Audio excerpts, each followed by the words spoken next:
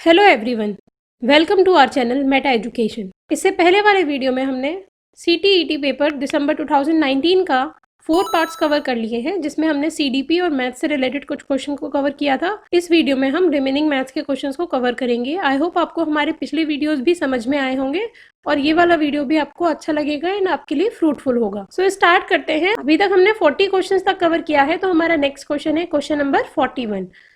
When asked to write 44, some student of grade 2nd wrote it as 404. As a teacher, how will you address this? जब कक्षा 2 के छात्रों को 44 लिखने को बोला गया, तो उनमें से कुछ बच्चों ने 404 लिख दिया। एक अध्यापक के रूप में आप इसको कैसे संबोधित करेंगे? First is correct their answer in their copies. उनकी कॉपियों में सही उत्तर लिखेंगे। आपको इन चारों में से एक करेक्ट ऑप्शन बताना है, कौन सा है जल्दी से देखिए। Second is explain principle of exchange using concrete material. उन्हें मूर्त पदार्थ से विनिमय नियम समझाएंगे। Third, group them with those who have done it correctly. उनको उस समूह में रखेंगे जिसने सही लिखा है। And fourth is tell them to find out correct answer. उन्हें सही उत्तर प्राप्त करने के लिए कहेंगे। जल्दी से बताइए 41 का कौन सा आंसर सही है? Yes, the correct option is option number 2। उन्हें मूर्त पदार्थ के विनिमय नियम समझाएंगे। Explain principle of exchange using concrete materials. ये आंसर सही है हमारा, और बाकी के आंसर्स क्यों गलत हैं वो देखते हैं। देखिए, ऑप्शन नंबर 1 है correct their answer in copies. अगर हम एज अ टीचर उनकी कॉपीज में आंसर करेक्ट कर देंगे तो उससे हमारे को कोई फायदा नहीं होगा, ना बच्चों को कोई फायदा होगा। उनको पता भी नहीं चलेगा कि उनका आंसर क्यों गलत था या कहाँ गलती थी। थर्ड है group them with those who have done it correctly. अगर उन बच्चों को जिन्होंने गलत किया है, उनको जिन बच्चों ने सही आंसर लिखे हैं उनके साथ भी बिठा देंगे, तभी बच्चों को ये नहीं पता चल पाएगा कि उनकी मिस्टेक क्या है। मे बी वो ये हो सकता है कि आप नेक्स्ट जब आंसर लिखें तो उसको करेक्ट करके लिख दें, कॉपी पेस्ट करके जैसे चीटिंग करके लिख दें, पर उनको रीज़न नहीं पता चलेगा कि गलती क्या है हमारी। सिमिलरली ऑप्शन नंबर 4 में भी ऐसे ही कह रहे हैं tell them to find out correct answer. हम यहाँ पर बच्चों को बोल दिया कि आप अपने आप करेक्ट आंसर पता करें। अरे भैया, उन्हें नहीं आया है तभी तो उन्होंने गलत लिखा 404। अगर आता ही होता तो वो कैसे लिखते? तो इसलिए बच्चों का हेल्प करेंगे और उन्हें समझाएंगे। कॉन्क्रीट मटेरियल्स का हेल्प लेके अगर हम बताएंगे कि 404 और 44 में क्या अंतर है, तब बच्चा अच्छे से समझ पाएगा। आई होप आपको क्वेश्चन क्लियर हुआ होगा। नेक्स्ट क्वेश्चन देखते हैं। Question number 42, the main purpose of introducing mapping in the primary mathematics curriculum is और आर। गणित के प्राथमिक पाठ्यक्रम में प्रतिचित्रण का परिचय देने का मुख्य प्रयोजन क्या है? प्रतिचित्रण क्या होता है? मैपिंग, ठीक है, जिसमें हम मैप से रिलेटेड जो ग्राफ्स होते हैं वो समझते हैं, वो हमारा मैपिंग कहलाता है। A, to promote spatial thinking, त्रिविम विचार क्षमता को प्रोत्साहन करना। B, to promote proportional reasoning, अनुपातिक विवेचन को प्रोत्साहन देना। C, to make subject easy and interesting, विषय को सरल और रुचिकर बनाना। And D, to break the monotony of numbers, संख्याओं की नीरसता को खत्म करना। इन चारों में से जो मैपिंग है उसको इंट्रोड्यूस करने का मेन पर्पस क्या है, आपको वो बताना है। जल्दी से क्वेश्चन देखिए कि कौन कौन सा ऑप्शन इसमें से करेक्ट हो सकता है। Yes, the correct answer is option number 3, यानी कि A and B are the correct options. इसमें ए एंड बी करेक्ट इसलिए हैं, देखते हैं। टू प्रमोट स्पेशल थिंकिंग, जो हम मैपिंग पढ़ाते हैं वो हमारा बच्चों को पर्पस ये होता है जिससे कि वो त्रिविम जो है या 3D डायमेंशन, उस सबको चीज़ों को समझ पाए, ठीक। एंड बी है टू प्रमोट प्रोपोर्शनल रीजनिंग, अनुपातिक विवेचन को प्रोत्साहन देना। मैपिंग में हम बता रहे हैं, एक पेज पर बताते हैं कि एक यूनिट में इतने, मतलब जैसे जो कॉलम्स हैं या जो सेल्स हम बनाते हैं वो 1 मीटर के बराबर है, 1 मीटर स्क्वायर के बराबर है। तो इससे बच्चों में प्रोपोर्शनल जो रीजनिंग है वो भी डेवलप होती है कि अनुपात क्या होता है, इन सब चीज़ों से रिलेटेड उसे समझ में आता है। तो इसलिए बेस्ट ऑप्शन इसका यहाँ पर है ऑप्शन नंबर 3, जिसमें कि ए और बी हमारे करेक्ट आंसर है, बाकी के सी और डी हमारे करेक्ट आंसर नहीं है। आई होप आपको समझ में आ गया होगा। अगर आपको सीटेट से रिलेटेड या और भी किसी एग्जाम से रिलेटेड कुछ कंटेंट चाहिए तो आप हमारी वेबसाइट metaeducation.co.in पर लॉगिन कर सकते हैं। उसके अलावा अगर आपको MCQs की सीरीज चाहिए, टेस्ट सीरीज चाहिए सीटेट से रिलेटेड, तो वो भी, उसका लिंक हमने डिस्क्रिप्शन में दे रखा है, वो आपको हमारी वेबसाइट पर मिल जाएंगे। डेली अपडेट्स के लिए आप हमारे सोशल मीडिया ग्रुप्स जैसे टेलीग्राम, फेसबुक, इंस्टाग्राम, इन सभी को फॉलो कर सकते हैं। उनका लिंक भी आपको डिस्क्रिप्शन में मिल जाएगा। और आपका जो क्वेश्चन रहता है मैम किस बुक से हमें पढ़ा जाए, कौन सी बुक हमारे लिए बेस्ट रहेगी, तो जो कुछ सेलेक्टेड बुक्स हैं उनका भी हमने लिंक डिस्क्रिप्शन में दे रखा है, आप वहां से जाके उन बुक्स को बाय कर सकते हैं। Question number 43, which of the topics are not part of primary school mathematics curriculum as per NCF 2005? NCF राष्ट्रीय पाठ्यचर्या 2005 के अनुसार निम्नलिखित में से कौन से विषय प्राथमिक विद्यालय में गणित पाठ्यक्रम का भाग नहीं है? फर्स्ट इज टेसिलेशन, चौपड़ या टाइलिंग, सेकंड सिमेट्री, सममिति, थर्ड पैटर्न्स, प्रतिरूप, एंड फोर्थ है हमारा रेशियो या अनुपात। इन चारों में से कौन सा एनसीएफ 2005 के अकॉर्डिंग, नेशनल करिकुलम फ्रेमवर्क 2005 के अकॉर्डिंग स्कूल मैथमेटिक्स, वो भी प्राइमरी स्कूल मैथमेटिक्स का पार्ट नहीं है? जल्दी से बताइए इसका आंसर क्या करेक्ट होगा। Yes, the correct answer is ratio. बाकी सारी चीजें, टेस्लेशन हो गया, टाइलिंग, सिमेट्री, पैटर्न्स, ये हम प्राइमरी स्कूल में बच्चों को पढ़ाते हैं, बट रेशियो जो है वो बच्चों को प्राइमरी लेवल पर एटलीस्ट नहीं समझाना चाहिए, क्योंकि वहाँ हम ऐसी चीज़ें जो कॉन्क्रीट चीज़ें हैं वो अगर पढ़ाएं तो ज़्यादा बेटर है। रेशियो को भी हम पढ़ा सकते हैं कॉन्क्रीट फॉर्म में, बट अगर ये वाले जो चीज़ें हैं पैटर्न्स एंड जो विजुअलाइज बच्चा कर सकता है इजीली, वो चीज़ें पढ़ाएं तो ज़्यादा बेहतर है। इसलिए बाकी के ऑप्शन में से जो बेस्ट ऑप्शन है हमारा वो है यहाँ पे रेशियो, एनसीएफ 2005 के according. Question number 44, which of the following resource TLM can be used by the teacher to show that two rectangles of different dimensions can have same area without using formula? सूत्र का प्रयोग किए बिना अध्यापक निम्नलिखित में से किन साधनों, शिक्षण अधिगम सामग्री का प्रयोग यह दर्शाने के लिए कर सकता है कि विभिन्न आयामों वाले दो आयतों का क्षेत्रफल समान हो सकता है? यहाँ पे हमारे को चार ऑप्शन दे रखे हैं। फर्स्ट इज स्केल, पैमाना, second graph paper, third thread या धागा, एंड डी है टाइल्स।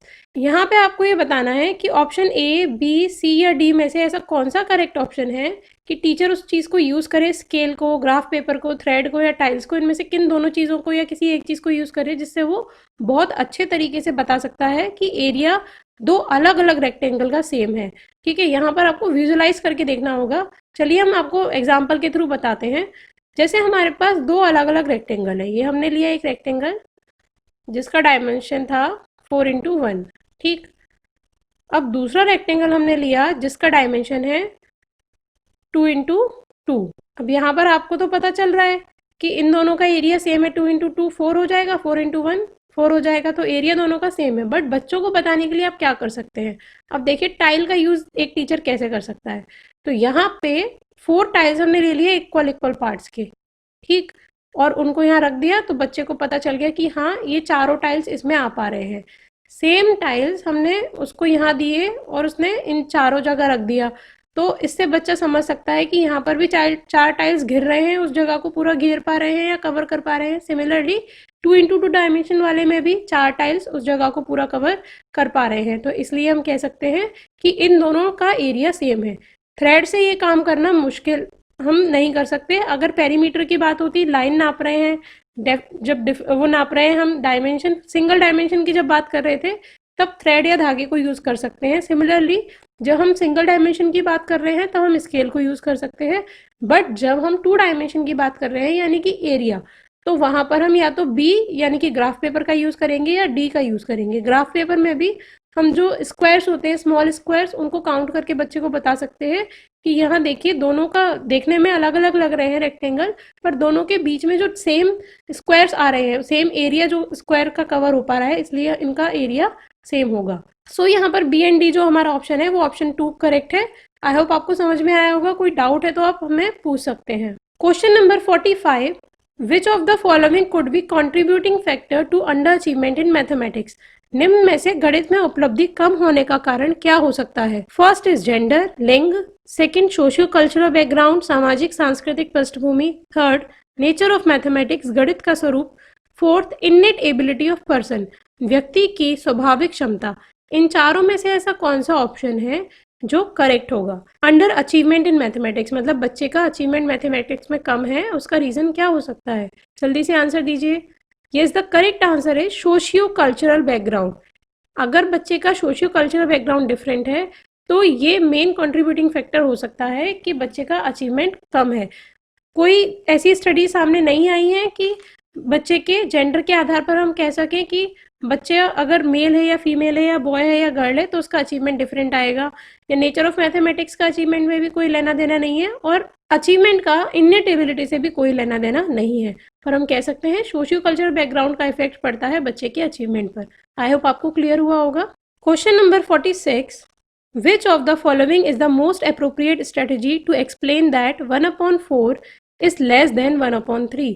ये समझाने के लिए कि 1/4 1/3 से छोटा है, निम्नलिखित में से कौन सी योजना सबसे अधिक उपयुक्त होगी।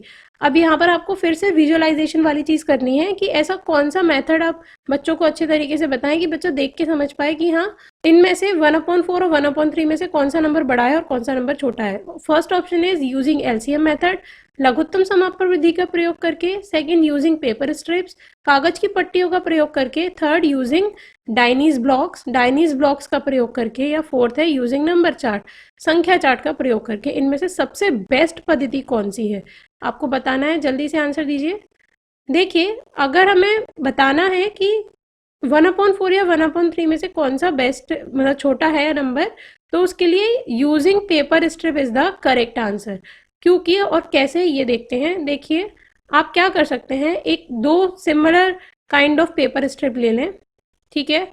अब उन्हीं पेपर स्ट्रिप्स को आपको क्या करना है, एक पेपर स्ट्रिप को 3 भागों में बांटना है और दूसरी पेपर स्ट्रिप को 4 पार्ट्स में बांटना है। इसको पहले 2 फोल्ड करें एंड देन अगेन 2 पार्ट्स में बांट दिया, ठीक है। तो यहाँ पर क्या हो गया, 4 में से एक भाग आपका ये वाला हो गया, वो हो गया 1/4। सिमिलरली दूसरी जो पेपर स्ट्रिप थी सेम साइज की, उसको आपने 3 भागों में बांटा, ठीक। अब यहाँ पर जो आपका एक पहला भाग है वो हो गया 1/3। आप इन दोनों टुकड़ों को बच्चे को देके समझा सकते हैं कि 1/4 बड़ा है या 1/3 बड़ा है, तो वो देख के ही कंपेयर करके बता देगा कि हाँ 1/3 हमारा बड़ा नंबर है कंपेरेटिव टू 1/4। तो ये एक बेस्ट एग्जाम्पल है। इसलिए अगर आप रेशियो वाली चीज़ में बता रहे हैं, 1/4 और 1/3 में कंपैरिजन करवा रहे हैं, तो स्टूडेंट्स के लिए पेपर स्ट्रिप का यूज़ करना बेस्ट रहेगा। आई होप आपको समझ में आया होगा। अगर आपको इस टाइप के और क्वेश्चंस चाहिए, हमारे जो वेबसाइट है metaeducation.co.in, वहाँ पर हमने पूरी सीरीज डाल रखी है सीटेट एग्जाम से रिलेटेड। आप उस पर लॉग इन कर सकते हैं, फ्री ऑफ कॉस्ट है वो टेस्ट सीरीज आप सभी के लिए, जिसका लिंक आपको डिस्क्रिप्शन में मिल जाएगा। चलिए देखते हैं question number 47, which of the following is the most important aspect of making lesson plan while teaching mathematics to primary school children. प्राथमिक कक्षाओं में बच्चों को गणित पढ़ाने के लिए बनाई जाने वाली पाठ्य योजनाओं का निम्नलिखित में से कौन सा अति महत्वपूर्ण पहलू है। First, following the sequence of text book, पाठ्य पुस्तक के अनुक्रम का अनुसरण करना, जैसे जैसे उसमें दे रखा है वैसा वैसा करना। Second, presenting mathematical concepts in structured manner, गणितीय संकल्पनाओं को संरचनात्मक ढंग से प्रस्तुत करना। Third, providing opportunities to student to allow construction of concepts, विद्यार्थियों को अवसर देना कि वे संकल्पनाओं की संरचना करें। And fourth is writing activities and questions for references, क्रियाकलापों को लिखना और इस संदर्भ में प्रश्न देना। इन चारों में से कौन सा करेक्ट ऑप्शन होगा आपके अकॉर्डिंग, जल्दी से बताइए। Yes, the correct answer is option number 3, providing opportunities to students to allow construction of concept. यहाँ पे बाकी सारे जो है वो लेस चाइल्ड सेंटर्स एक्टिविटीज़ हैं, ऑप्शन नंबर 1, 2 एंड 4 वो कम चाइल्ड सेंटर्ड एक्टिविटीज़ है।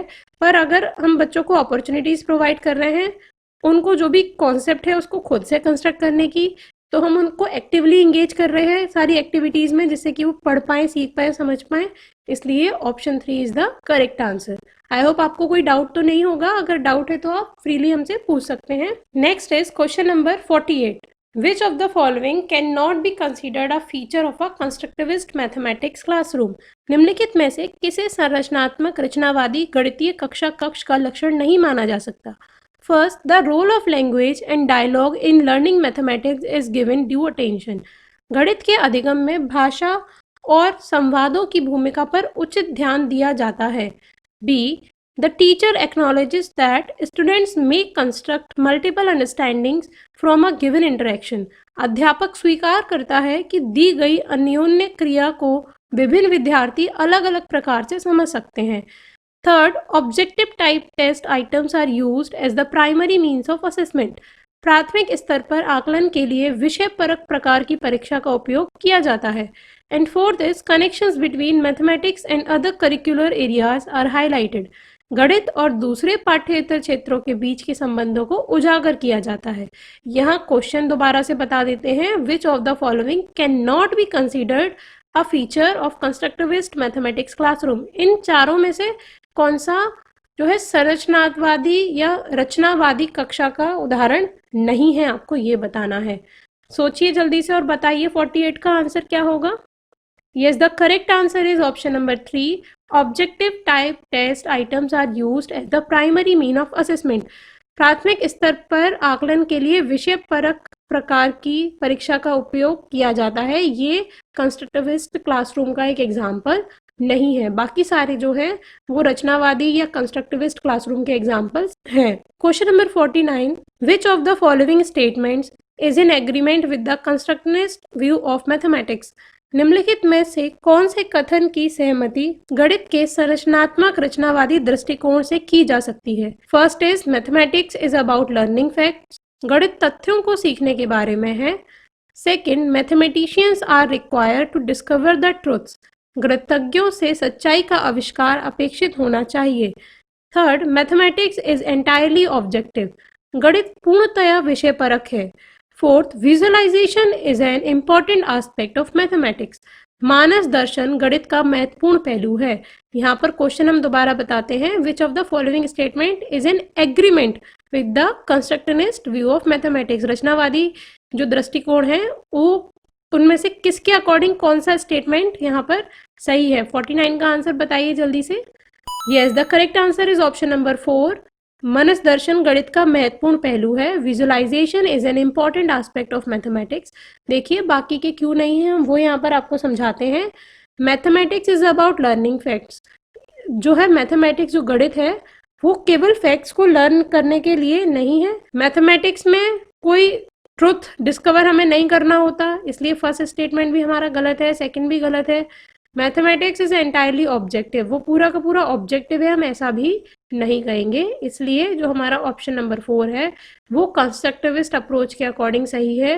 That is visualisation is an important aspect of mathematics. I hope आपको समझ में आ रहा होगा। और अगर आपके कोई डाउट है, question number 50, which of the following activity is best suited for the development of spatial understanding among children. निम्नलिखित में से कौन सा क्रियाकलाप बच्चों में त्रिविम समझ को विकसित करने के लिए अधिक उपयुक्त है। First, drawing the top view of a बोतल। बोतल के ऊपरी दृश्य को चित्रित करना। Second, locating sites on map. मानचित्र पर शहरों का स्थान निर्धारण करना। Third, noting the time of moon rise. चंद्रमा के उदय होने का समय लिखना। Fourth, representing numbers on a number line. संख्याओं को संख्या रेखा पर निरूपित करना। इन चारों में से हमें बताना है कि अगर बच्चे की स्पेशियल अंडरस्टैंडिंग को हमें समझना है तो इनमें से कौन सा ऑप्शन हमारा करेक्ट ऑप्शन होगा। तो देखिए, drawing the top view of a बोतल, this is the correct answer. बाकी के आंसर क्यों सही नहीं है वो हम देखते हैं। लोकेटिंग साइट्स ऑन मैप, इससे इतना अच्छा समझ में नहीं आएगा। स्पेशल अंडरस्टैंडिंग क्या होती है, जैसे अगर हम बोतल की बात कर रहे हैं तो ये नॉर्मली अगर एक पर्सन को बनाने को कही जाए तो वो कुछ इस काइंड का बोतल बनाएगा, ठीक। अब इसमें हम अगर स्पेशल अंडरस्टैंडिंग की बात कर रहे हैं तो बच्चे की लोकेशन बता पाए बच्चा कि टॉप व्यू कौन सा है, फ्रंट व्यू कौन सा है, साइड व्यू कौन सा है, बॉटम से अगर देखें तो वो कैसा दिख रहा है और अगर साइड से देखें तो कैसा दिख रहा है। इन सारी चीज़ों को अगर बच्चा बता पा रहा है तब हम कह रहे हैं उसमें स्पेशल अंडरस्टैंडिंग उसकी अच्छी है। और ये बहुत ईजी एग्जाम्पल है, इसमें उसे कुछ और मैथमेटिकल कॉन्सेप्ट समझने की ज़रूरत नहीं है। बट अगर साइड्स को मैप पर लोकेट करने की बात है तो मे बी उसे साइड्स ही ना बताऊँ, ठीक है। ऐसा नहीं है कि उसकी स्पेशल अंडरस्टैंडिंग ठीक नहीं है, बट क्योंकि उसको जो सिटीज़ हैं सिटीज़ का ही ज्ञान नहीं है तो वो क्या एक मानचित्र पर कुछ बना पाएगा, नहीं बना पाएगा। इसलिए ऑप्शन 2 हमारा करेक्ट आंसर नहीं है। Noting the time of moon rise, moon rise कब हो रहा है उसका टाइम लेने से वो लोकेटिंग जो है स्पेशल अंडरस्टैंडिंग की समझ को हम टेस्ट नहीं कर सकते। फोर्थ है representing numbers on number line. Number line पे नंबर्स को रिप्रेजेंट करना भी स्पेशल अंडरस्टैंडिंग का एक उदाहरण नहीं है, इसलिए first option is the correct answer. I hope आपको आज का वीडियो समझ में आया होगा। अगर आपके कोई भी डाउट्स हैं तो आप हमें फ्रीली पूछ सकते हैं और इस टाइप के और क्वेश्चंस के लिए आप हमारी वेबसाइट पर लॉगिन कर सकते हैं फ्रीली और उसका लिंक आपको डिस्क्रिप्शन में मिल जाएगा। पूरा टेस्ट सीरीज हमने वहाँ पर अपलोड किए हुए हैं। आई होप आपके लिए हमारे वीडियोस और ये टेस्ट सीरीज हेल्पफुल रहे होंगे। आई होप फ्रेंड्स आपको ये वीडियो अच्छा लगा होगा। अगर आपको अच्छा लगा है then please like this video, अपने फ्रेंड्स को शेयर कीजिए एंड अगर आप इस चैनल पे नए हैं then subscribe our channel. Thank you and have a nice day.